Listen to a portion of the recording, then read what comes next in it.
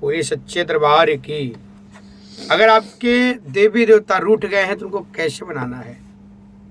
अगर आपके देवी देवता, आपके कुल देवी, कुल देवता या आपके मंदिर में जो स्थापित भगवान हैं, स्थापित देवी देवता हैं, उसमें से कोई रूठ गया है तो उनको आप मनाएंगे कैसे? कैसे उनको प्रसन्न करेंगे? जाने इस वीडियो के माध्यम से। आप हमारे चैनल को सब्सक्राइब करें और हमारे चैनल को लाइक करते हुए आप लोग हमारे हर वीडियो को देखें। आपको एक से एक दुर्लभ ज्ञान प्राप्त होगा, क्योंकि हम लोग जो प्रामाणिक चीज है, जो शास्त्रों ने प्रमाणित किया है, शास्त्रों ने जो विधि बताया है, वही हम आप तक पहुंचाते हैं, वही हम आपको बताना चाहते हैं।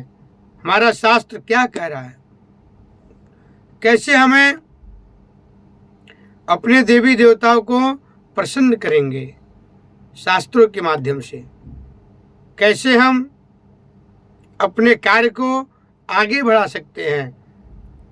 ये सारा बिल्कुल शास्त्रोक्त विधि होता है, शास्त्रों के अनुसार विधि होता है। मैं बताना चाहूँगा, जिस किसी के घर में भी देवी देवता रूठ गए हो, उनको सबसे पहले अपने घर में, पूरे घर में गंगा जल का छींटा लगवाना चाहिए। गंगा जल का छींटा लगाने के बाद आपको एक लाल वस्त्र बिछा देना चाहिए। लाल वस्त्र जैसे ही बिछाते हैं, भगवान को वहाँ आवाहन करते हैं। जैसे मान लीजिए आप माँ शीतला को पूजते, आपके पूर्वज आ रहे हैं पहले से, तो माँ शीतला को अपने मन में स्मरण करेंगे, उनको नमन करेंगे। हे शीतला माता, आप मेरे यहाँ पधारें। एक हाथ में पुष्प ले लेंगे, थोड़ी सी अक्षत ले लेंगे और बोलेंगे, शरणागत दीनार्थ परित्राण परायणे सर्वार्थसारथि हरे देवी नारायणी नमोस्तुते। जयंती मंगला काले भद्रकाले कपालिने दुर्गा क्षमा शिवा धात्रे स्वाहा स्वधा नमोस्तुते, स्वाहा स्वधा नमोस्तुते। इस मंत्र को पढ़ करके जो आपके हाथ में पुष्प है, लाल आसन पर चढ़ा देना चाहिए। ये पितरों का आवाहन है। उसके बाद पितरों को अनेक प्रकार के धूप दीप नैवेद्य दिखाना चाहिए। धूप दीप नैवेद्य दिखाने के बाद पितरों का विशेष और देवी देवताओं का विशेष आवाहन करना चाहिए, प्रार्थना करना चाहिए। हे हमारे कुल के देवी, हे हमारे कुल के देवता, आप लोग प्रसन्न होइए, आप लोग मेरे ऊपर अपना पूर्ण आशीर्वाद बनाएं। इस तरह से उनका ध्यान आवाहन करके एक कोई भी मिट्टी का बर्तन आपको ले लेना चाहिए। मिट्टी के बर्तन में छुहाड़ा को बारीक काट देना है, बादाम को बारीक बारीक काट देना है और अंजरी ले लेना है, अंजरी भी बारीक बारीक काट लेना है, किशमिश बारीक बारीक काट लेना है। उसमें नारियल का गोला सूखा हुआ थोड़ा बिल्कुल बारीक बारीक काट लेना चाहिए। उसके साथ नीचे कपूर में लौंग मिला करके रख देना चाहिए। कपूर में लौंग मिलाएंगे तो सारी चींटियाँ उसमें जलाएंगे जब, और माँ के सामने रखेंगे और माँ से बोलेंगे, हे माँ, आप अपना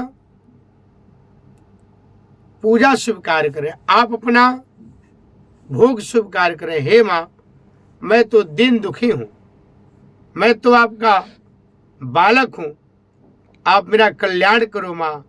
हे माँ, आप मेरा उद्धार करो। इस तरह से माता रानी से प्रार्थना करना चाहिए, इस तरह से कामना करना चाहिए। क्योंकि जब भी आपके देवता रूठते हैं या पितृ रूठते हैं, कुछ न कुछ आपसे त्रुटि होता है, तभी रूठते हैं। कुछ न कुछ आपसे गलती होता है, इसीलिए रूठते हैं। तो आप लोग इस बात का ध्यान दें। और वो जैसे आप कपूर, लौंग, मेवा जलाएंगे तो स्वयं वो माता रानी को प्राप्त होगा।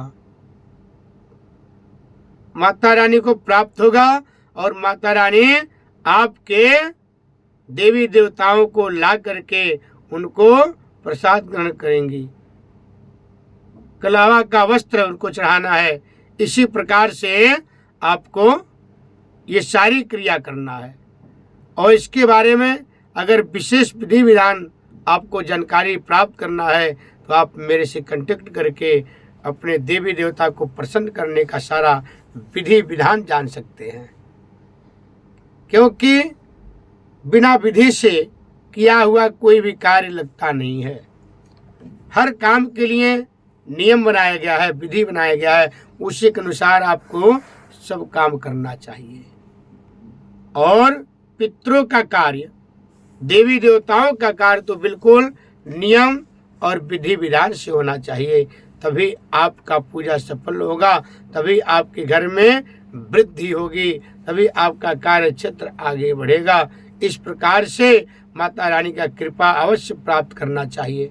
माता रानी जब बहुत नाराज हो जाती है तब बच्चों को कष्ट प्रदान करती है, नहीं तो कभी भी माता रानी या कुल देवता, कुल देवी, पितृ देवता, पितृ जल्दी किसी को परेशान नहीं करते हैं।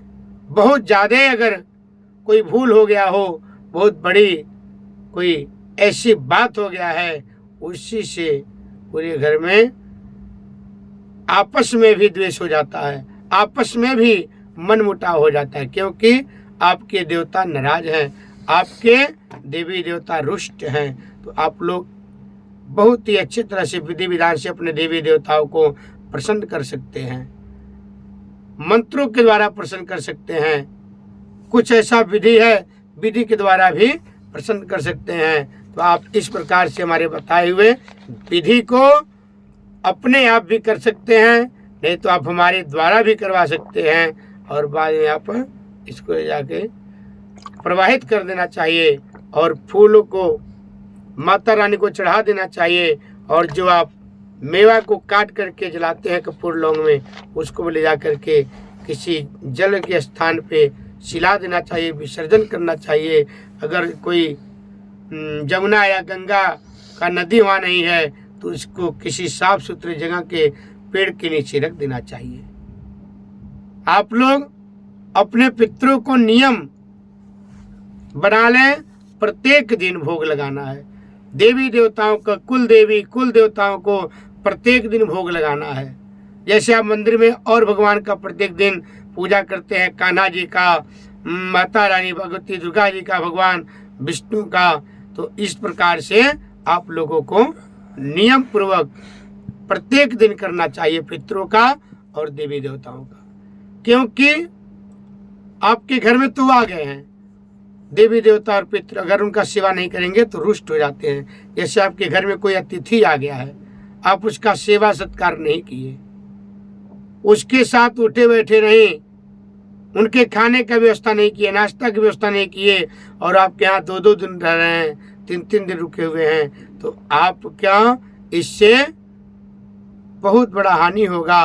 और आप जो है अपने उस अतिथि से बिल्कुल जो है उसके दिमाग से उतर जाएंगे, उसको कष्ट होगा तो उल्टा सीधा भी बोल सकते हैं। इसी प्रकार से देवी देवताओं का भी है। अपने घर में बुला लिया, अगर उनका पूजा नहीं करेंगे तो उनका निरादर होगा, अपमान होगा, तो दोष लगता है, बहुत बड़ा दोष लगता है।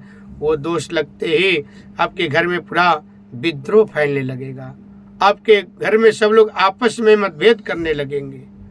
तो आप लोग विशेष विधि से उनको प्रसन्न कर सकते हैं। जो मैं विधि बताया हूँ आपको, चुहाड़ा, गड़ी, बादाम, काजू और चिरंजी को काट काट करके छोटा छोटा टुकड़ा बना लें और किसी पात्र में रख लें और एक मिट्टी के पात्र में लौंग और कपूर जला करके उसके साथ गूगल जला देना चाहिए और फिर आप जो है उसको माँ के सामने दिखाना चाहिए। माँ को दिखाने के बाद माँ का आरती करना चाहिए, पूजन करना चाहिए। माँ को कुछ भोग का द्रव्य बना करके जैसे हलवा हो गया, चना हो गया, अर्पण करना चाहिए। अर्पण करने के बाद प्रार्थना कर देना चाहिए। बोलिए लक्ष्मी मैया की जय, बोलो सच्चे दरबार की जय।